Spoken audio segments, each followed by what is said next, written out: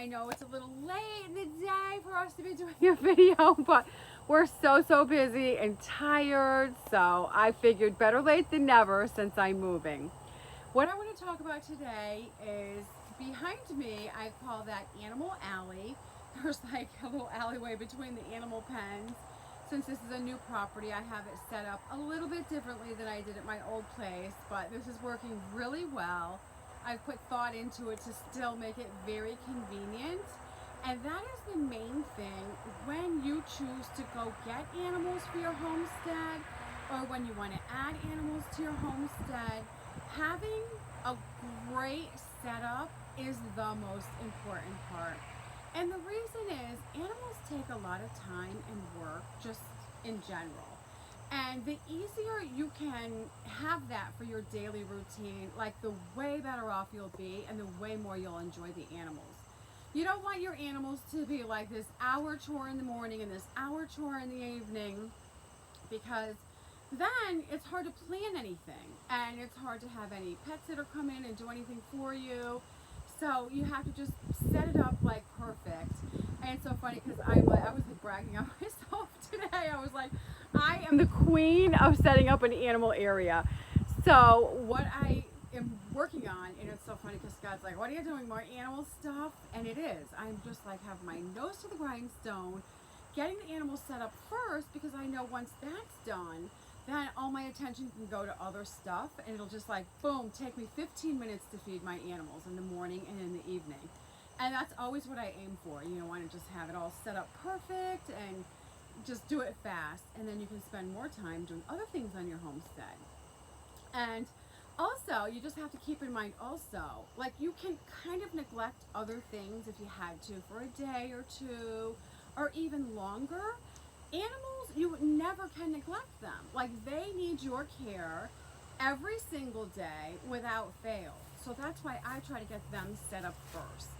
And it is so much physical work, so much work. I've just been working like a dog trying to get all this set up. But you know, people that have horses know there's like little games they play in the pecking order when it's feeding time. And so if you don't organize that and take care of that, then the lead horse will have all the food, and then the horses will be skinnier and skinnier and skinnier down the line of the pecking order. You know, the lead horse will be the big fat one with all the food, because that is what makes you king. You get all the food. So also, we had a little bit of drama. We had some chicken drama moving the chickens over. Dum Dum got loose when we were, none of them got loose though. We caught them all good. They were the hardest animals to catch though. That is the funniest part. We thought Neil, I'm just going to sidetrack a little bit. We thought Neil was going to be the hardest one to get in the trailer, that he was going to be the stubborn little pig and he wouldn't get in the trailer because he's very opinionated. And so I said, oh, I think he'll get in there. We're going to build a ramp out of these 8-foot, part of my porch, 8-foot 2x6s. And then I'm just going to get a little treat, a little cookie, and then I'm just going to show it to him and just back myself up the ramp, because it was gradual, and see if he'll follow me. He did it like perfect. He did it like a charm. He was the most adorable thing. I'm like, Scott, I hope you're recording this, because he was so cute, just following the cookie right up the ramp. The best boy in the world. And then Scott just quickly just moved the ramps and shut the door, but he didn't even have to hurry. Neil was just like, okay, I'm in here with my mommy. And I just gave him a couple cookies and put a couple on the floor. They're not really sweet cookies. They're just little, like little rice cakes with cheddar powder on them. And I put some on the floor, and he was just happy eating those. And I just went and got out and closed the door. He didn't cry. He didn't whine. No screaming, no fuss, nothing. Okay, so back to the chickens. Oh my gosh, they were the hardest ones. I'm not even kidding you. At first, I always tell Scott to catch the chickens, because he's a good chicken catcher. I'm the worst chicken catcher on the planet. I like them. They like me. They come next to me. Don't ask me to like catch one, because it'll just flutter like 2 feet away, and I'm like chasing it. You know, I just can't. I never get my hands on it. It always just stays 2 feet in front of me. It doesn't let me get it. Well, anyway, so Scott's very tall, and my chicken coop run is like 4 feet high. So he was like in there trying to get them, and they were wild, crazy wild, just screaming, flapping, getting away from them, back and forth. It was horrible. And so I said, let's switch. Let me try to get in there and get him. So I had these like two poles, like ski poles, and I'm like doing the duck walk with these two ski poles back and forth, up and down that chicken coop. And I kind of get him back towards Scott in the hen house, and he would grab one or two, and finally we got them all. It was crazy, so exhausting. I'm like, I know my back is going to be killing me tomorrow from doing that duck walk, which it did, but it went away. But anyway, so we got them over here and got them all in their pens, except Dum Dum got loose. So here's big poofy Dum Dum, and I'm thinking he's going to stick out like a sore thumb because he's bright white, and the fox, which I've already seen on my property, is going to eat him tonight. And plus, I hear this big owl hooting in the background. So I'm like, so upset, right? I'm sleeping all night, kind of with one ear perked, like, am I going to hear somebody getting him? Nope, nobody got him. I was like, whew, the next day, he was back up by the girls, and I was just so relieved to see him up there. And so I went down there, and Scott was busy working because he has to work, but I was like, I'm going to get him no matter what. I'm going to try to get him.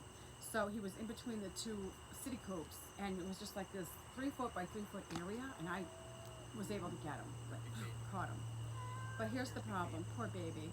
While he was in the woods, I don't know if he got shivers on his legs, or he was standing in an ant pile, or I don't know what got him, but his like little ankles, right on his little ankles, are like little sores and a little bit bloody. And the biggest issue is, which I always tell people, if you have a wounded chicken, the other chickens will see that and start pecking it like it's meat. Well, that's exactly what happened. We had one of my red sex lynx was in there, biting his legs, you know what I mean, and making the sores worse. So all he would do is lay down all day. So at first I'm like, oh, I think he's sick. I don't think he feels good, you know. I think like he overdid it running when Scott was trying to catch him, and the move was just too much for him. So then I'm like, I'm going to make him stand up. He's got to walk a little. It gets him circulation. And then I was like, oh, I see what's going on. The chicken came over and was like looking down there and pecked him. And I was like, oh, that's the problem. So Scott crawled in that coop and got that sex link out. And so now it's just Dum Dum and Bubby, which she loves him. She is like the little nursemaid. She's in there. She like circles him, cooing to him, picking grass around him. And so he's up now. He got up right now tonight to eat when I threw the food in there, and he's been flapping his wings and cock-a-doodle-doing. So I'm like, oh, good thing. So he is such a tough rooster after surviving Charlie stomping him right on his head, and now this big move. I mean, he just takes a licking and keeps on ticking.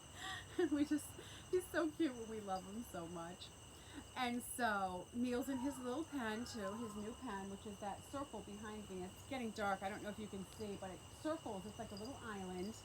It circles the trees, and he is the happiest one. He's in his new pen. He's just walking around. I gave him a bale of hay to put in his nest because I made him an extra big piggy house this time. I knew he'd like it better than the old one, which I just built out of scraps, so he didn't love it. So I'm like, I'm going to build him a really good one because I have the wood now. So it's extra big. He put that whole bale of hay in here. He's so cute. Made his big, huge, fluffy nest.